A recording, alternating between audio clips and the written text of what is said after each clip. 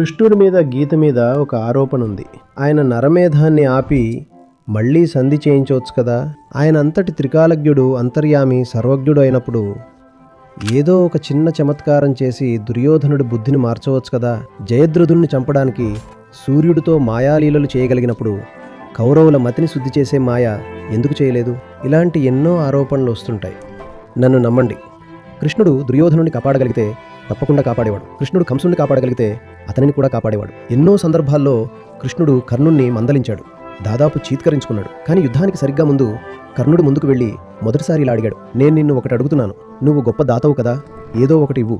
వాళ్ళ ప్రాణాలను కాపాడటానికి ఆయన చేయగలిగిన ప్రతి ప్రయత్నం చేశాడు. కానీ మనిషి అంతలా దిగజారిపోకూడదు. ఒకసారి ఆ స్థాయికి పడిపోతే ఆ కృష్ణుడు కూడా మిమ్మల్ని కాపాడలేడు. వీళ్ళు నడుస్తున్న శవాలు అర్జున, వీళ్లను కూల్చడానికి నువ్వు ఎందుకు సంకోచిస్తున్నావు?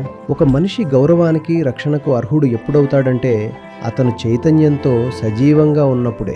ఆ చైతన్యం లేని వాడిని సంహరించు అర్జున. ఈ విషయం మనకు అంత సులభంగా అర్థం కాదు. దీనిని అంగీకరించడానికి నీకు ఇబ్బందిగా ఉంటుంది.